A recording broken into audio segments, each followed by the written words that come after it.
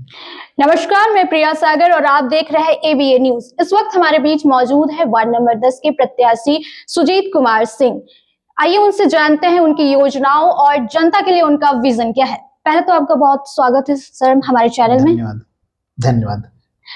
सबसे पहले आप अपना परिचय दीजिए, जैसे कि आपका एजुकेशनल क्वालिफिकेशन, आप करते क्या है और आपकी आजीविका कैसे चलती है। जी, मेरा नाम सुजीत कुमार सिंह है और मेरे पिता नरेंद्र कुमार सिंह नीलम गिरिडीह उच्च विद्यालय और सर जेसी बोस के शिक्षक रहे हैं और वर्तमान में मैं झारखंड उच्च न्यायालय में मैं अधिवक्ता हूं और मेरा educational qualifications MSc in environmental science और बॉटनी में ऑनर्स में मैं गोल्ड मेडलिस्ट यूनिवर्सिटी टॉपर रहा हूं और साथ ही में बीएड एलएलबी की भी डिग्री हमारे पास है।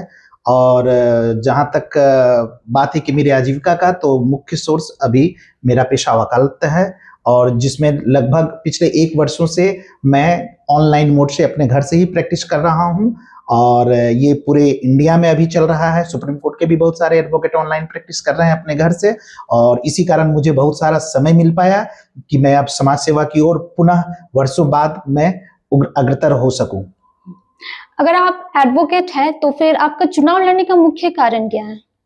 हमेशा से समाज के प्रति मेरी एक सेवा की भावना रही है और वर्ष 2008 में भी मैं अपने वार्ड से प्रत्याशी रहा हूं, उसमें सेकंड पोजीशन लगभग मेरा रहा था और पुनः 2013 में मैं नगर नप अध्यक्ष का भी चुनाव लड़ा हूं।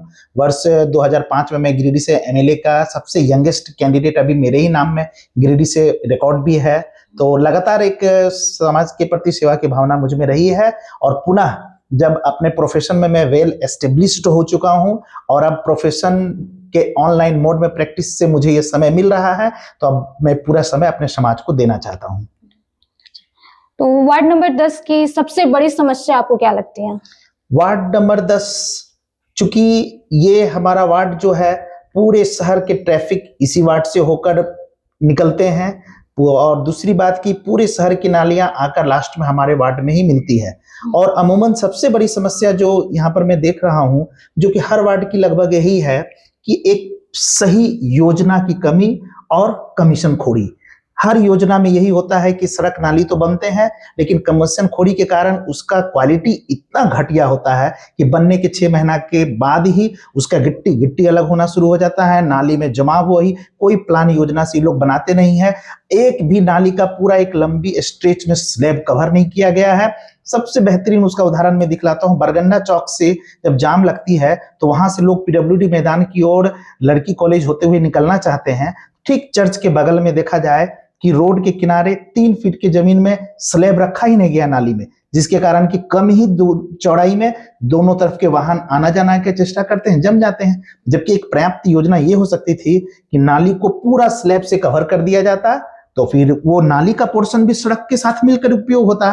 और ये हर वार्ड में ये समस्या है, सड़क और चौड़ी हो जाती अगर नाली के ऊपर पर्याप्त स्लैब लगकर इस ढंग से उसका निर्माण किया जाता सड़क से मिलाकर कि वो एरिया भी सड़क के रूप में यूज होता।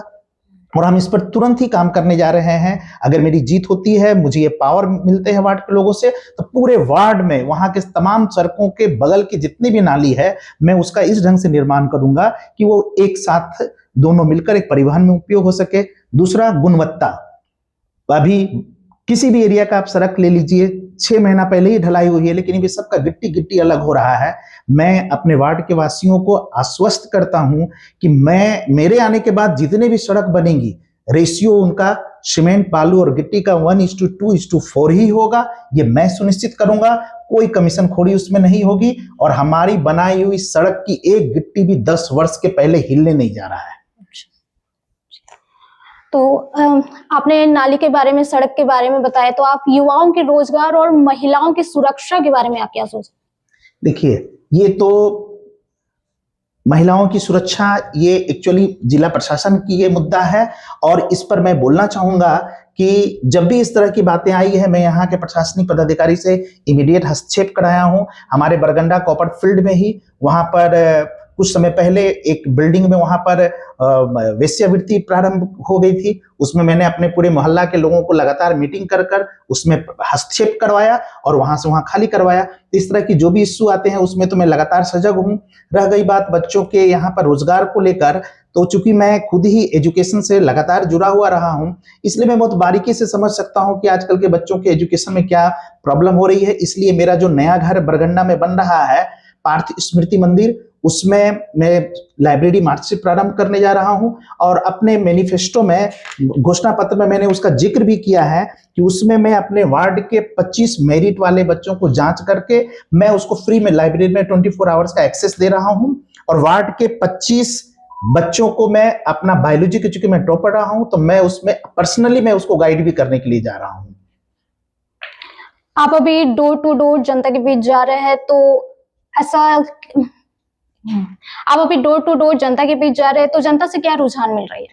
जनता त्रस्त है, चूंकि 3-3 टर्म से एक व्यक्ति वार्ड कमिश्नर है, फिर अन्य जितने भी मेन प्रत्याशी जो कि कंटेस्ट में है, उनमें से अन्य मुझे छोड़कर बाकी 3 है जो कि 2-2 टर्म 3-3 टर्म वार्ड कमिश्नर रह चुके हैं और उनको अपना जो भी परफॉर्म करना था उनका परफॉर्मेंस जनता के सामने है। ऐसे में लोग बहुत ही उम्मीद के साथ मेरी ओर देख रहे हैं और मेरे घोषणा पत्र, मैंने बाकायदा घोषणा पत्र तैयार किया हूं और मैं अपनी घोषणा पत्र को आश्वस्त करता हूं कि मैं किसी भी कीमत पर इसमें उल्लेखित बातों को मैं जरूर ही पूरा करूंगा। और लोग इस पर भरोसा कर रहे हैं, लोग चाह रहे हैं कि परिवर्तन हो और पढ़े लिखे लोग समाज में आगे आए और उन्हें नेतृत्व प्रदान करें। आपके वार्ड का विकास का पूरा प्लान क्या है और जनता को क्या संदेश देना चाहेंगे? अपने वार्ड का संदर्भ में जो सबसे बड़ा प्रॉब्लम जो सुबह से ही देखने को मिलता है, बरगंडा चौक दोनों जाम हो जाता है। ट्रैफिक पूरे शहर का आकर यहीं पर कोई प्रॉपर प्लान नहीं है और जबकि पूरे शहरवासी इस बात से अवगत हैं कि नटराज चौक के पास ट्रैफिक के 10-15 जवान वहां पर बैठे रहते हैं, उनका काम है केवल तसीली करना। वार्ड कमिश्नर के रूप में एक हम लोग आंदोलन कर कर हम लोग मांग कर सकते हैं कि उसमें से 3 पुलिस वाले को दोनों बरगंडा चौक पर एक को और एक पावर हाउस मोड़ पर वहां पर ड्यूटी दे दिया जाए। निश्चित बरगंडा चौक पर एकदम ट्रैफिक जाम खत्म हो जाएगी हमारी यहाँ पर। और तीसरा अन्य मुद्दा में मैं ये भी बात अपने घोषणा पत्र में जिक्र किया हूं कि हमारे वार्ड से उसी नदी का बहुत लंबा किनारा जुड़ता है, आश्रम रोड से लेके अर्गा घाट पुल से थोड़ा पहले तक, ये हमारे ही वार्ड का क्षेत्र आता है, बहुत लंबा एरिया। तो ऐसे में उसरी नदी के किनारे बहुत सारी जमीन पड़ी हुई है, तो मैंने उसमें योजना बनाया है कि इसमें बहुत अच्छा पार्क विकसित हो सकता है और मैं पार्क बनाऊंगा, मैंने उसमें घोषणा में भी किया हूं। और तीसरा कि यहाँ का जो लोग गिरिडीह के हैं उन्हें पता है कि यहाँ का नदी का बहुत ही बुरा हालत हो गया है, बहुत लोअर लेवल तक चला गया है, पानी रहती नहीं है, नाली का पानी रहता है। तो हमने बहुत कम खर्च में उसमें पानी और बालू ठहरने का एक योजना बनाया है कि 3 पुल, पहला पुल जो कि नया पुल जो कि सीओडी की ओर जाती है, दूसरा पुल पुराना पुल जो कि पटेल नगर की ओर जाती है और तीसरा पुल अर्गा घाट जो कि उस शीतलपुर की ओर जाती है। इस तीनों पुल का जितना भी पिलर है, उस पिलर को नीचे से 3 फीट कंक्रीट से एक दूसरे से कनेक्ट करने में बहुत कम खर्च लगेगी और ये जो तीनों को कनेक्ट कर दिया जाएगा, ये जो बांध बनेगी 3 फीट ऊंचाई, इस पूरे लंबाई में शास्त्री नगर तक 3 फीट पानी हमेशा पूरे वर्ष भर खड़ा रहेगा और जब पानी खड़ा हो जाएगी तो उसमें बालू का सेडिमेंटेशन अपने आप प्रारंभ हो जाएगा। अब रही बात, इतनी बड़ी योजना एक वार्ड कमिश्नर को उतना फंड मिलेगा नहीं, किंतु वार्ड कमिश्नर पब्लिक के नेतृत्व करने के नाते वो चाहे तो नगर निगम से लड़े कि नहीं, लंबा किनारा हमारे पास आता है, आपको स्पेशल पैकेज इस वार्ड को देना ही पड़ेगा। वो एमएलए एमपी हाईकोर्ट तक का उसमें इंटरफेरेंस वो करा सकता है इस योजना के लिए, जो कि व्यापक जनहित से जुड़ा हुआ मुद्दा है। अगर नदी में 3 फीट पानी खड़ी हो गई, पूरे शहर का जल स्तर जो अभी नीचे जा रहा है वो ऊपर उठ जाएगा। जनता से क्या उम्मीद कर रहे हैं? जनता से मैं यही अपील कर रहा हूं कि आपने कईयों को देख लिया कितनी बार से, मैं सिर्फ एक मौका मांग रहा हूं और मैं आश्वासन देता हूं कि आप अगर मुझे एक मौका देते हैं तो पूरी उम्र आपको फक्र होगी अपने चुनाव पर और ये मैं आपको ये फक्र महसूस कराता रहूंगा और आपकी ये थोड़ी सी बुस्टअप से मैं सामाजिक राजनीतिक क्षेत्र में बहुत ऊंचाई को प्राप्त कर सकता हूं और उस ऊंचाई का लाभ हमेशा हमारे वार्डवासियों को मिलता रहेगा। मेरा आखिरी सवाल है, देखिए तो आप झारखंड उच्च न्यायालय में एडवोकेट हैं, तो यहाँ आप कैसे संभालेंगे अगर जीतते हैं तो? बिल्कुल, मैंने प्रारंभ में ही कहा कि अभी झारखंड उच्च न्यायालय और साथ ही पूरे इंडिया के तमाम उच्च न्यायालय और सुप्रीम कोर्ट ऑनलाइन ऑफलाइन दोनों मोड में फंक्शन कर रहा है और एवरी डे हर एडवोकेट्स को इजाजत है या तो वो ऑनलाइन मोड में आर्गुमेंट करे या फिर वो ऑफलाइन में करे। तो हमारा एक टीम है वहां पर, हमारे जूनियर हैं जो कि हाईकोर्ट के वहां पर फाइल के प्रोसेसिंग को करते हैं और फाइल रेडी करना और उसका बहस करना मैं अपने घर से वर्षों, 1 वर्ष से ज्यादा समय से मैं कर रहा हूं।